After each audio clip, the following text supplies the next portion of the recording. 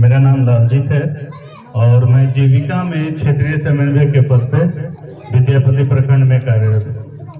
दीदी, आप लोग यहाँ जो आए हैं किस उद्देश्य से, कुछ जानकारी है आपको? किस लिए यहाँ बैठे हुए हैं सब कोई?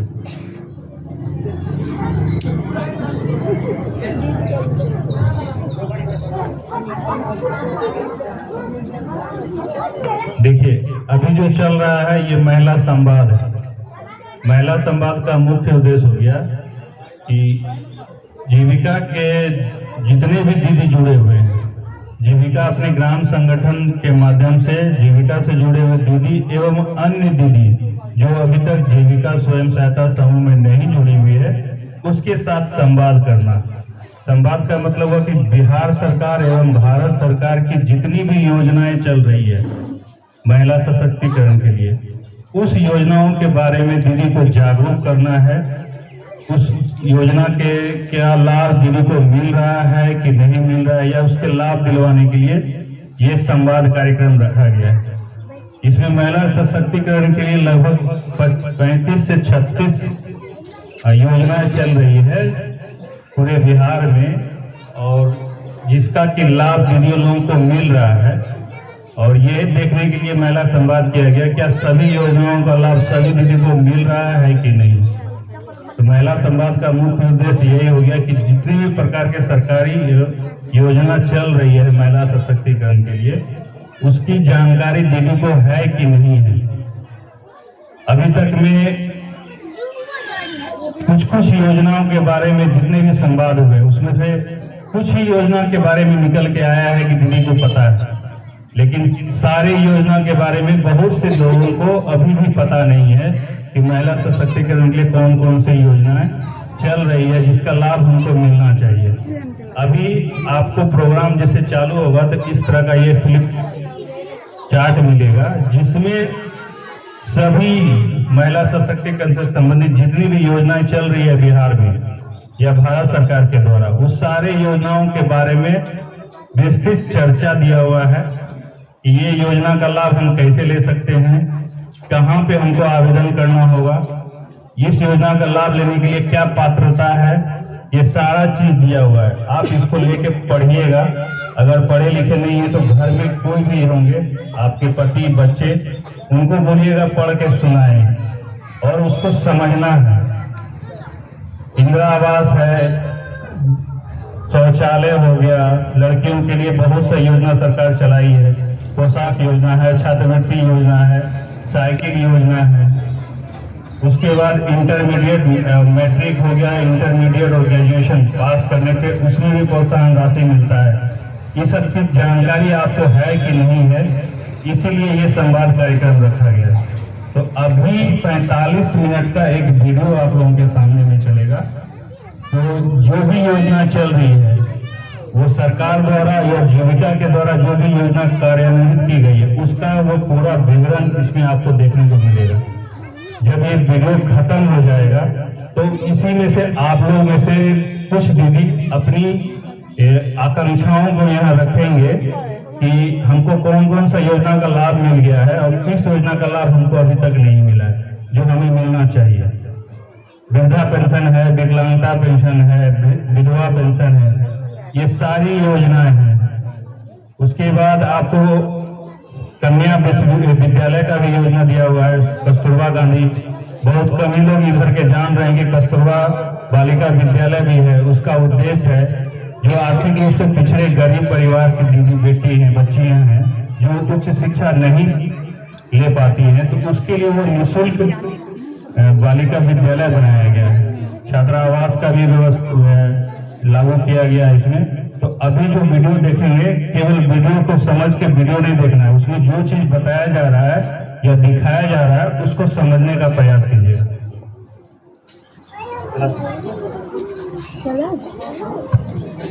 ऐतिहासिक, सांस्कृतिक तथा सामाजिक दृष्टि से सबसे महत्वपूर्ण राज्य, इस राज्य की महिलाओं का सपना है विकास और प्रगति का। इसे सुनिश्चित करने के लिए बिहार सरकार दृढ़ संकल्पित है। बिहार सरकार राज्य की लगभग आधी आबादी यानी महिलाओं के जीवन को पूरी तरह सशक्त करने के लिए प्रयासरत है। और इसकी शुरुआत हुई वर्ष 2006 से, जब मिला महिलाओं को पंचायती राज व्यवस्था एवं प्राथमिक विद्यालय की शिक्षक बहाली में 50% आरक्षण का अधिकार। बिहार सरकार के द्वारा 50% आरक्षण जो महिलाओं को दिया गया है, जिसके कारण मैं पंचायत समिति सदस्य बनी हूँ। बचपन का सपना मेरा साकार हुआ है एक सरपंच के रूप में। इसके अगले ही वर्ष 2007 में शहरी स्थानीय निकाय में भी मिला 50% आरक्षण का अधिकार। साथ ही वर्ष 2007 में बिहार देश का पहला ऐसा राज्य बना जहां विद्यालय में उपस्थिति बढ़ाने के उद्देश्य से सरकार ने बालिका साइकिल योजना की शुरुआत की।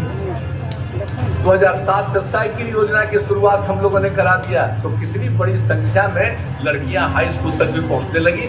अब तक कुल 174 करोड़ 36 लाख की राशि प्रदान की गई है, जिससे 8,71,000 बालिकाएं लाभान्वित हुई।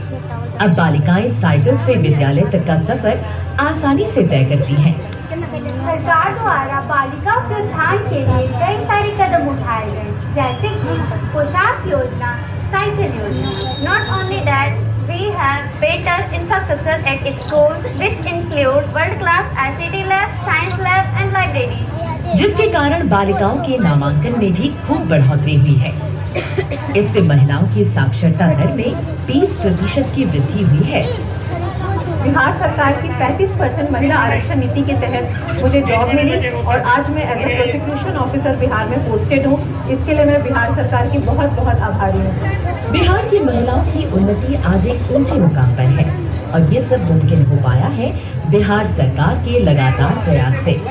महिलाओं के प्रति बिहार सरकार की संवेदनशीलता और महिलाओं के उत्थान हेतु बनाई गई नीतियों के कारण बिहार सरकार समझती है अपनी बेटियों की अहमियत, राज्य की महिलाओं का अधिकार। तभी तो सदियों से चली आ रही बाल विवाह और दहेज प्रथा जैसी सामाजिक कुरीतियों को और सख्त कानूनों का प्रावधान कर जड़ से भी खत्म किया। जिनका भी चाहे कोई मित्र कितना भी करीब क्यों न हो, अगर उनके कार्ड में साफ साफ लिखा हुआ नहीं है कि शादी में दहेज नहीं दिया गया है, उसी शादी में हम अटेंड करने जाएंगे, बाकी में तो हम नहीं जाएंगे। लड़की की उम्र जब तक 18 साल न हो और लड़के की उम्र 21 साल न हो तब तक शादी नहीं होना चाहिए। मत होने दीजिए। अब दहेज के लिए बचाए जाने वाला पैसा बेटियों की शिक्षा में निवेश होता है और बाल विवाह से बचाई गई उम्र उनके भविष्य के निर्माण में। माननीय मुख्यमंत्री श्री नीतीश कुमार जी के नेतृत्व में बिहार की महिला आज प्रगति की दिशा में तेजी से अग्रसर है। सरकार के सतत प्रयासों ने राज्य की महिलाओं को नई पहचान और सम्मान दिलाया है। चाहे मेडिकल हो या इंजीनियरिंग, सिविल सर्विस हो या उद्यमशीलता, बिहार की महिलाएं आज हर क्षेत्र में अपनी सशक्त उपस्थिति दर्ज करा रही हैं। बिहार के सभी जिलों में जहां मुख्यमंत्री बालिका पोशाक योजना बिहार की बालिकाओं की प्राथमिक शिक्षा को मजबूती प्रदान करती है, पोशाक योजना के तहत सरकार हमें 700 रुपए देती है। इसी कारण हम विद्यालय स्कूल ड्रेस में जा पाते हैं। वही मुख्यमंत्री कन्या उत्थान योजना बिहार की बेटियों को उच्च शिक्षा के लिए सहायता प्रदान करने के साथ साथ उनके स्वास्थ्य संबंधित जरूरतों को ध्यान में रखते हुए उन्हें सैनिटरी नैपकिन खरीदने के लिए राशि भी उपलब्ध कराती है। खेल कूद के समुचित व्यवस्था के साथ किशोरी स्वास्थ्य योजना के तहत सैनिटरी नैपकिन भी दिया जा रहा है। अभी तक लगभग 30,000 छात्राओं को उच्च शिक्षा के लिए छात्रवृत्ति प्रदान की गई है। 12वीं कक्षा पास करने के बाद प्रोत्साहन राशि के रूप में 25,000 रूपए की सहायता राशि मिली है, जिसके कारण मैं उच्च शिक्षा की पढ़ाई आसानी से कर पाऊंगी। इसके लिए मैं सरकार को धन्यवाद करती हूँ। बालिका शिक्षा को बढ़ावा देने के लिए राज्य के सभी पंचायतों में 10+2 विद्यालय की स्थापना की गई है। मुख्यमंत्री कन्या उत्थान योजना अंतर्गत इंटरमीडिएट या समकक्ष परीक्षा उत्तीर्ण अविवाहित छात्राओं को 25,000 रूपए तथा स्नातक या समकक्ष उत्तीर्ण अविवाहित छात्राओं को सशक्त और आत्मनिर्भर बनाने के लिए स्कूटी प्रशिक्षण सहित अनेक योजनाओं को सुचारू रूप से लागू किया गया है। बिहार सरकार बालिकाओं के लिए बहुत सारी योजनाएं लाई है। इसमें से एक KYP प्रोग्राम है। इस KYP प्रोग्राम के तहत सॉफ्ट स्किल्स, लैंग्वेज स्किल्स और टेक्निकल स्किल्स सीखा है। पहले मुझे ज्यादा कुछ नहीं आता था, अब मैं एक अच्छी ऑपरेटर बन गई हूँ। वर्ष 2016 में बिहार में पूर्ण शराबबंदी की घोषणा के साथ ही महिलाओं और गृहिणियों की जिंदगी में एक नया सवेरा आया। जीविका की दीदी खड़ा होकर के कहने लगी कि शराब बड़ा खराब चीज है, शराबबंदी लागू की। तो शराबबंदी लागू किया और आप लोग भी पूरा का पूरा प्रचार किए। यहाँ की महिलाओं के लिए नए रास्ते खोले गए हैं।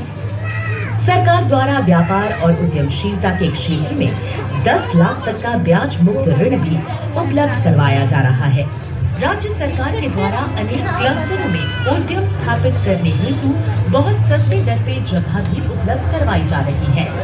वर्ष 2021 में सिविल सेवा प्रोत्साहन योजना की शुरुआत की, जिसमें सभी यूपीएससी एवं बीपीएससी पीटी उत्तीर्ण महिला अभ्यर्थियों को क्रमशः 1 लाख एवं 50,000 की राशि प्रदान की जा रही है। मुख्यमंत्री नारी शक्ति योजना के अंतर्गत बिहार सरकार द्वारा कामकाजी महिलाओं की सुरक्षा और समस्या को मद्देनजर रखते हुए पूरे राज्य में वर्किंग वुमेन हॉस्टल और पालना घर जैसी सुविधाओं का निर्माण करवाया गया है।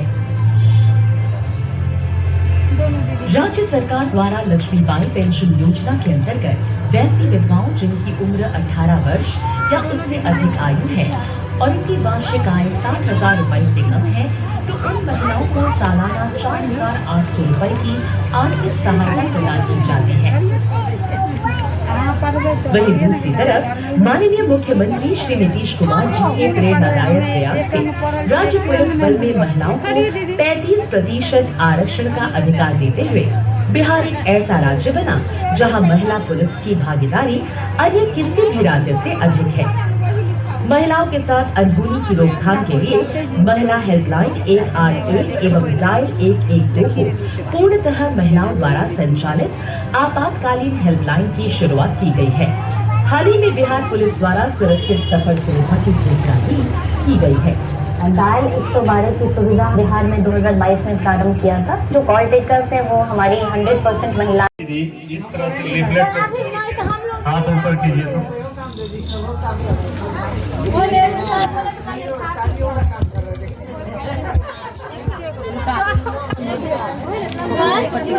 पहले बोल रहे हैं, हम काम कर रहे हैं, आप ही बोलिए।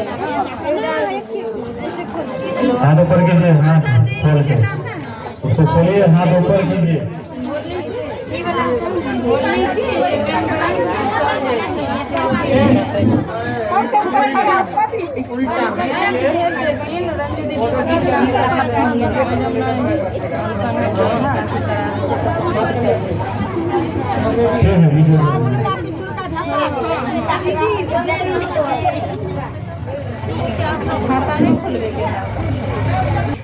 इसमें जो योजनाओं के बारे में बताया गया है, यहाँ पे जितनी भी दीदी बैठी हुई है, क्या वो सारे योजनाओं का लाभ आप लोगों को मिला है?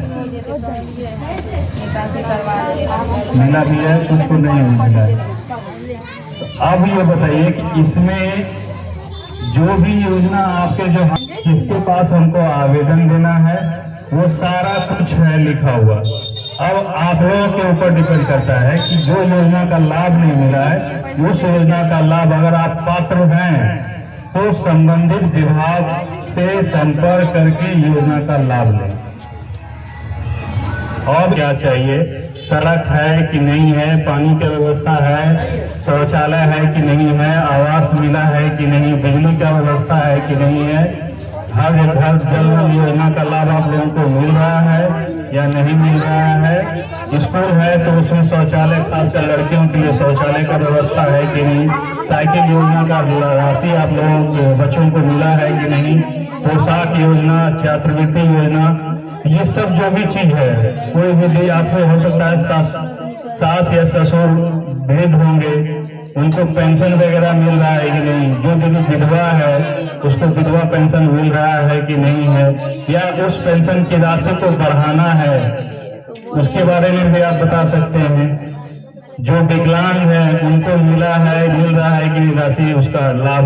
ये इतने मुद्दे हैं, इस सारे मुद्दे पे आप लोगों को अपनी बात को यहाँ रखना है।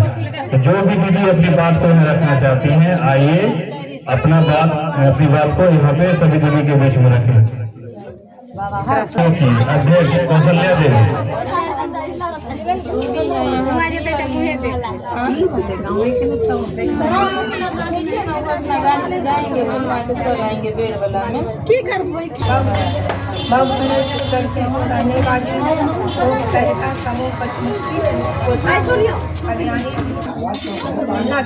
रंजू जी का नंबर ले लीजिएगा, वहाँ जो भी जाएंगे जाते हैं वहाँ मिर्जापुर हॉस्पिटल मिलना चाहिए, संविधान भवन मिलना चाहिए। कॉपी फट जाएगा दीदी। कल्याणी रियो जीविका के स्वयं सहायता समूह के कल्याणी जीविका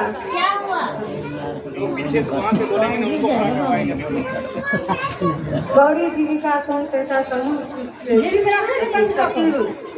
कल्याणी रियो महिला संगठन स्वावलंबी सहकारी लिमिटेड इधर चलो चलो यहाँ बैठो चलो दक्षिण पंचायत की रहने वाली हूँ।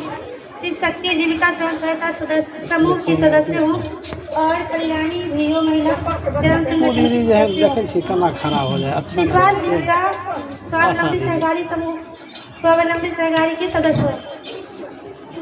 मेरे पति का नाम लेट मुकेश शर्मा है। लेट मुकेश शर्मा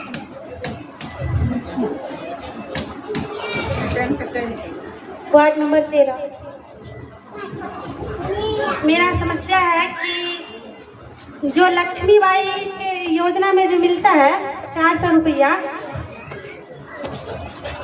विधवा पेंशन, तो उसमें 400 रुपया में हम लोग कैसे करेंगे? इसका जो राशि है वो बढ़ाने के लिए आपसे रिक्वेस्ट है। कम से कम 2500 होना चाहिए।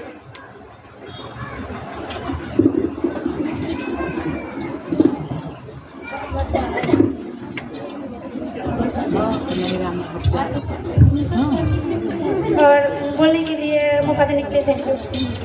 का निर्माण करें जिसमें कम पढ़ी लिखी दीदी भी उसमें कुछ रोजगार कर सकते हैं ताकि अपने परिवार अपने पति के आर्थिक सहयोग कर सके वो या अपने परिवार का पालन पोषण में वो हाथ बटा सके।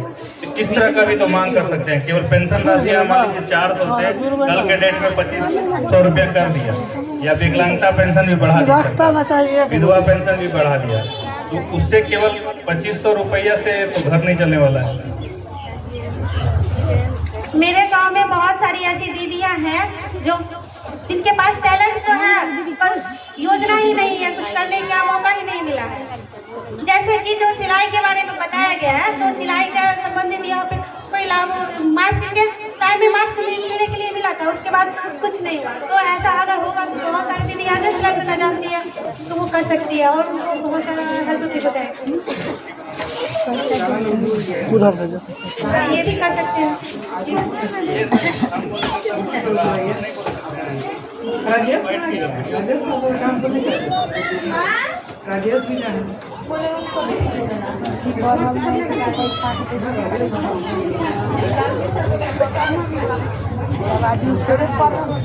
ये रिक्वेस्ट होगा कि यहाँ पे जितनी भी दीदी हैं जो सिलाई का, अगरबत्ती का या मोमबत्ती का प्रशिक्षण लेना चाहती हैं, तो वैसे वैसे दीदी का नाम, पति का नाम, समूह का नाम जोड़ के वहाँ तक पढ़े। तो अगर बारी बारी दीदी यहाँ बोलेंगे, जो भी उनका समस्या है वो लिखाएंगे, नाम है, पति का नाम, वार्ड नंबर, ये सब लिखाएंगे ताकि उनकी समस्याओं को ऊपर तक हम लोग ऐप के माध्यम से एंट्री करके भेज सकें। इसीलिए महिला संवाद रखा गया है।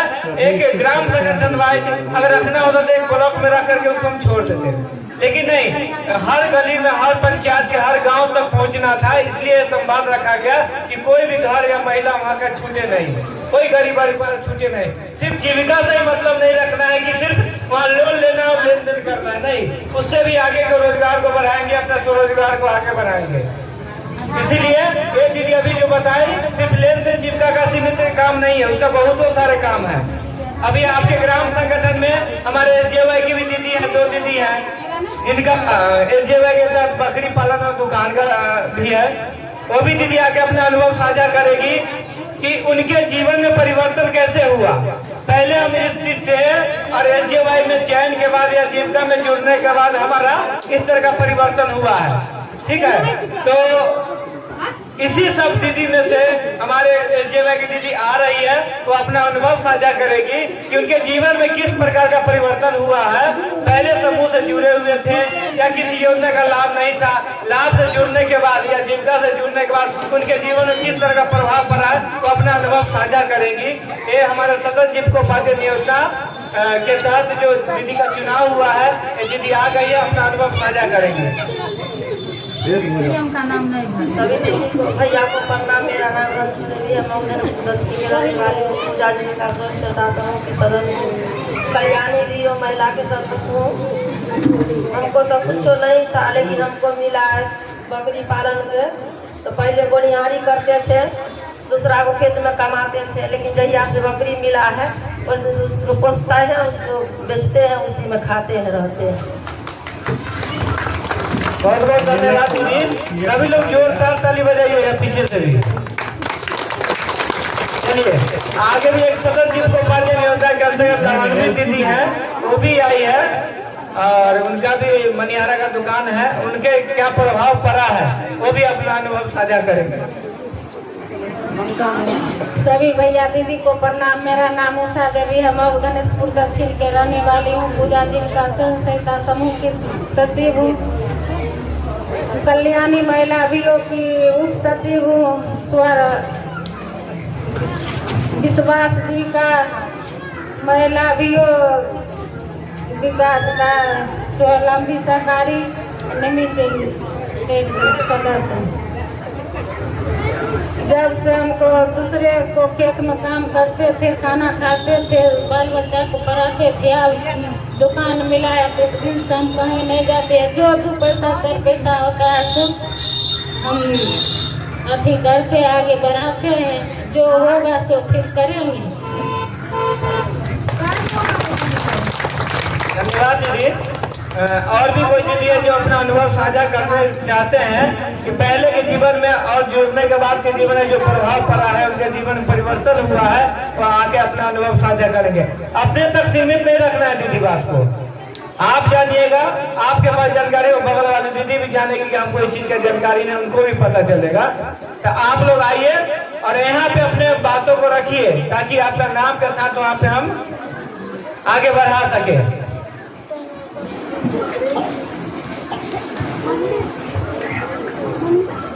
सभी दीदी के प्रणाम। मेरा चंद्रकला नाम है, मैं धनेश्वर दक्षिण के रहने वाले हूँ। आंचल जीविका स्वयं सहायता के सदस्य हूँ। मेरा इंदिरावास मिला है, शौचालय भी मिला, तो गंगा माई कटाव करके ले गए हैं, तब कटा शौचालय की बहुत हमको जरूरी है।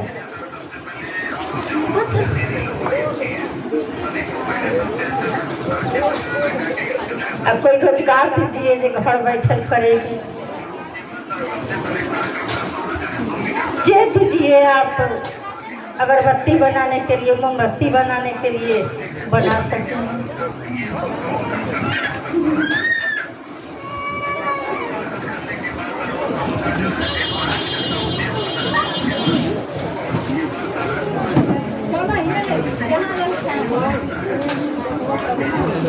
सभी दीदी को धन्यवाद।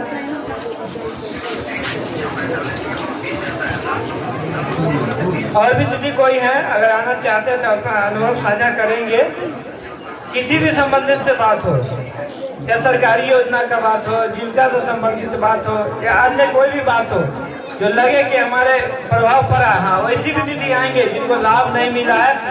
अगर आपके क्षेत्र तक वो पहुंचा हुआ लेकिन आपको नहीं मिला है, नजर चल रहा है, रोटी लगा है, पानी नहीं है, क्या ये भी समस्या है।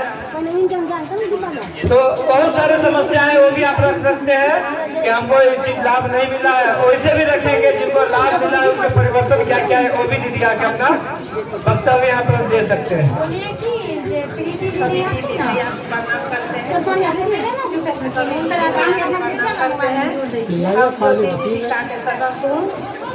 मेरा घर में पड़ता है, नहीं बिजली का व्यवस्था है, नहीं लाइन है, आज तक इंदिरावास घर मिला है,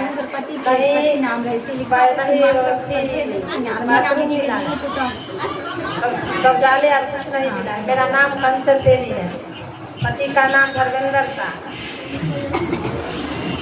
हम लोग तो करते हैं। आइए बोलते हैं गरीब लोग है, कुछ दे दीजिए रोजगार और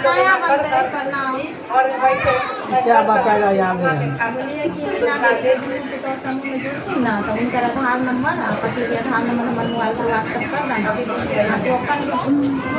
धन्यवाद दीदी। कहना पड़ रहा है कि बार बार ताली बजाने की चुकी नहीं, इससे क्या होता है? दीदी का हौसला होगा कि कम से कम मंच पे आके तो बोल रही है 2 लाइन। आप लोग सभी दीदी एक्टिव हैं और आगे बोल सकते हैं, इससे क्या होता है? चलिए आगे दीदी आ गई है, ये भी अपना अनुभव साझा करेंगी। भैया के प्रणाम। कल्याणी मेरा देवी है, बहुत दलितपुर के रहने वाली हूँ। समूह के नाम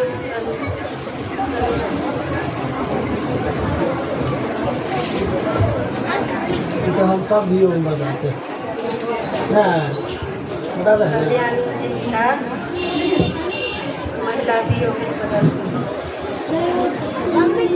मुझे इंदिरा आवास नहीं मिला, बिजली नहीं है, गैस ग्रुप में डाल। बचत की आदत और बचत की भावना ज्यादा होती है, इसीलिए उनको इस तरह का समूह का निर्माण किया गया था महिलाओं का। राज्य सरकार का महिला सशक्तिकरण के लिए बहुत सारी योजना चलाया जा रहा है, लेकिन आप लोगों का क्या है, बस 4 ही चीजों समेट कर रहा जा रहा है।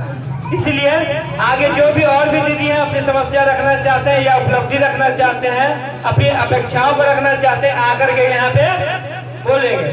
अब आगे हम यहाँ के जो जीविका मित्र है, बुक कीपर है आपके ग्राम संगठन के आशा शर्मा, वो भी अपना रखेंगे और उसके बाद पिंकी दीदी भी आएंगे। ठीक है। उपस्थित सभी दीदी को भैया को मेरा प्रणाम। मेरा नाम आशा शर्मा है, मैं मौगनपुर दक्षिण वार्ड नंबर 13 की रहने वाली हूँ और मैं कल्याणी जगदम्बा जीविका स्वयं सहायता समूह की सदस्य हूँ, कल्याणी जीविका महिला ग्राम संगठन की सदस्य हूँ, विश्वास जीविका महिला विकास स्वावलंबी सहकारी समिति लिमिटेड साइट के अंतर्गत मैं मौगनपुर दक्षिण जयपुर पंचायत में 9 दिनों का लेखांकन करती हूँ एवं के पद पे कार्यरत हूँ। मेरा सभी दीदी से यही कहना है कि हमारे गांव में इंदिरा आवास, नल जल योजना या फिर शौचालय, ये सारी चीजें तो मिलती रहेगी, चाहे वो जब तक आगे और पीछे वो चीजें मिलती रहेगी, लेकिन हमारे गांव में जो मुख्य चीज जरूरी है दीदी पहले उसको बताइए ना। हमारे गांव में अभी सड़क, यहाँ से मार्केट जाने के लिए हम लोग को सोचना पड़ता है, जब बाढ़ आता है तो देखते हैं कितना परेशानी झेलना पड़ता है हम लोग को, 2 मन तक हम लोग एकदम बेघर हो जाते हैं। उस चीज के लिए हम लोग को कुछ तो सरकार से मांग करनी होगी। हमारे बाढ़ राहत के लिए कोई उपाय करे सरकार, नाव की उचित व्यवस्था करे और हमारे गांव में पुल का जो हमसे पीछे पुल बना, वहाँ का पुल तैयार हो गया, बट हमारे गांव का पुल अभी तक नहीं बना। तो ये सारी चीजें हम लोगों के गाँव में बहुत ही जरूरी है और खास करके जो रोड बना है वो भी, मतलब रोड तो बनवा दिए हैं सब लोग, लेकिन पैसा अपने जेब में रख लिए, रोड बनवाए हैं जो 1 साल भी नहीं चल रहा है, रोड टूट चुका है। तो ये सारी चीजें ग्रामीण क्षेत्र है तो ये सारी चीजों पे लोग ध्यान नहीं देते हैं, बस सिर्फ नेतागिरी के चक्कर में वो लोग लगे रहते हैं। तो कम से कम इस पर भी तो ध्यान देंगे कि सही से हम लोग के गाँव तक आने जाने के लिए रास्ता हो, बाढ़ पीड़ित जो दीदी भैया है उनके लिए भी कोई मतलब योजना हो, और खास करके हमारे गांव में किसान दीदी भैया हैं उनके लिए सही मार्केट होनी चाहिए, और जो दीदी जीविका से लोन ले रखी है, ज्यादा दिन से जो गरीब दीदी है दे नहीं पा रही है, उनके ब्याज भी माफ होना चाहिए हम लोग की दीदी के लिए। ये सारी चीजें जरूरी है। जो दीदी दे नहीं पा रही है लोन, वो सरकार से मिलती है कि उनका लोन का ब्याज भी कम से कम माफ किया जाए। और हमारे गांव में स्वास्थ्य केंद्र नहीं है, हम लोग के गांव में जब लोग बीमार पड़ते हैं, बाढ़ रहता है तो हम लोग को बहुत दिक्कत होता है जाने आने में, तो बीमारी कोई बता के तो नहीं आती है। अगर गांव में स्वास्थ्य केंद्र हो, सही डॉक्टर की उपलब्धि हो, तभी हम लोग सुरक्षित रह पाएंगे।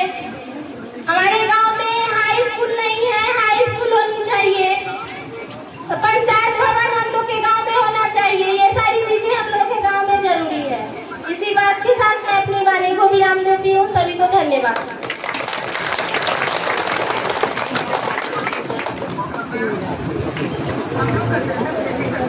देखिए नहीं आएंगे और आप ग्राम संगठन के बारे में या कोई भी सरकार की योजना के बारे में आके अवगत कराएंगे कि क्या क्या समस्याएं हैं, समस्याएं नहीं है तो उपलब्धि ही बताएंगे। आइए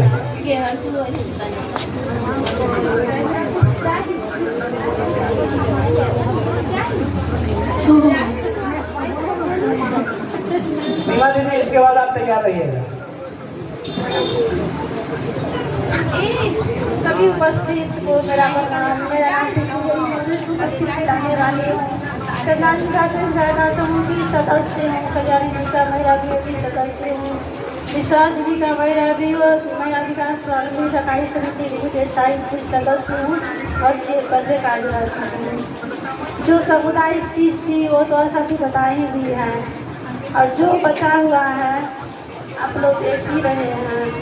मेरी बेरोजगार बैठी हुई है, उनको बेरोजगार के लिए रोजगार चाहिए और जो सरकारी जमीन बहुत है उसमें हॉस्पिटल होना चाहिए और रोजगार होना चाहिए दीदी लोगों के लिए।